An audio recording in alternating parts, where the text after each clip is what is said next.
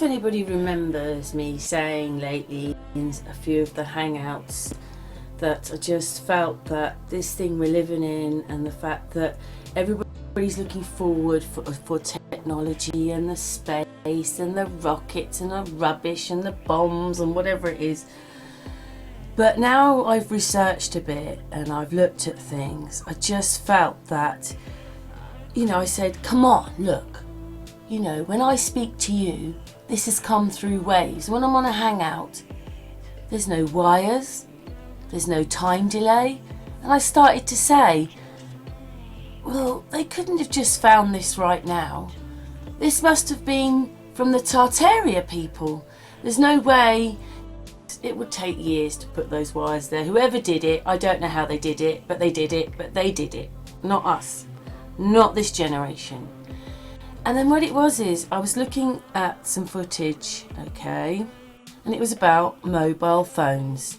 Now this is in the 1920s, but I've stopped the footage, and actually I think that you're seeing the building behind going through her.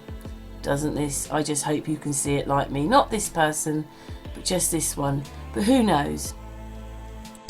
So what they've got is a box. They need to wrap wires around here, and then the umbrella becomes an antenna. But I was alerted to this today by my friend Gary, who sent me one of these videos. There you go. The umbrella is an antenna. Now this is supposed to be the 20s, but hey, and then it goes through to an operator. There you go. The older film that's now getting someone like holding some kind of mobile phone in an old video, maybe from 30s, 40s.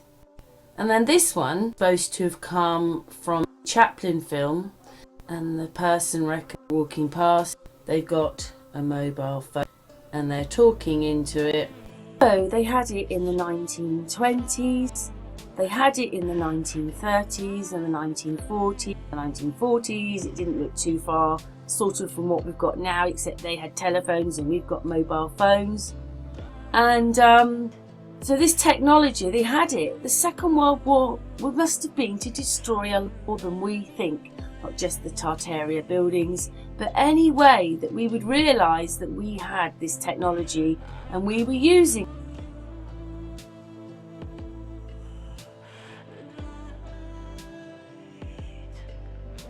Here comes a trailer truck out on the open highway, miles from the nearest town. Let's say it's important for someone to get in touch with the drivers of this outfit. How can it be done? Watch.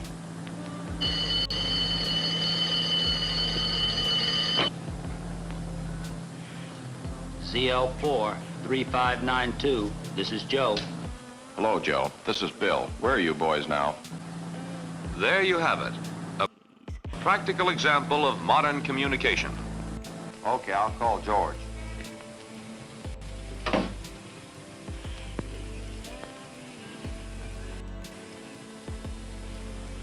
This is WJ6 9233. Give me Adams 26635.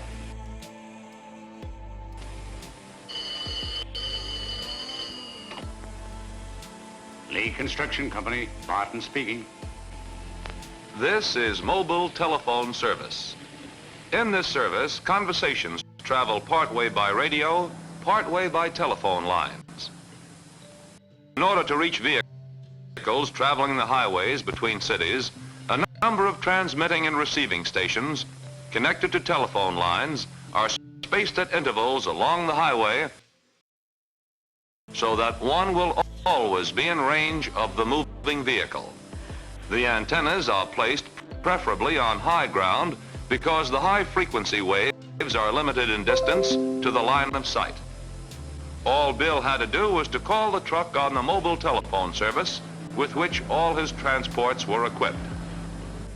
The call from Bill's office to the telephone building then went out over regular telephone lines, past several towns, to the telephone building in Centerville.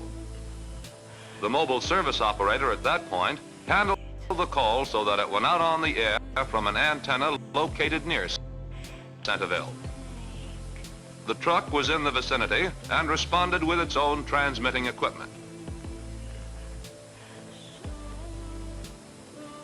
In the radio part of calls between vehicles and mobile service stations, frequency modulation, FM, is utilized to ensure high-quality transmission.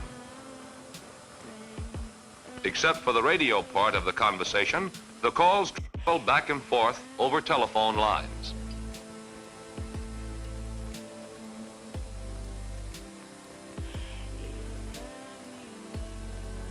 Another type of mobile telephone service was used when our friend Mac called from his mobile telephone. This service is designed to provide a means of communication for those who travel in city areas as well as those who travel along intercity highways. Any place having regular telephone service or any vehicle having mobile equipment can originate or receive a call from the car to the nearest of the several station receiving antennas. These are connected by telephone lines to the base station. By having several receiving antennas, it is ensured that the reception from mobile units antennas close to the ground will not be blocked by high buildings. After the call reaches the receiving station antenna, it is handled like a regular telephone call. The return message, that is the base station end of the call, goes out over a telephone line to a transmitter which is powerful enough to cover the entire city from a single, high, centrally located antenna. Here in an automobile, a transmitter unit and a receiver unit are being compactly and neatly installed. Flexible antenna is mounted on top of the vehicle, or in the case of trucks, on the side toward the rear. The control unit is simple to operate. Mobile calls are received on antennas like this. Then they are carried to the receiver. From the receiver, they go by telephone wires to the control terminal. Then to the central office switchboard, and thereafter being handled as ordinary calls. Throughout the country, mobile telephone stations are being expanded to become links in a nationwide network for anyone, anytime, anywhere.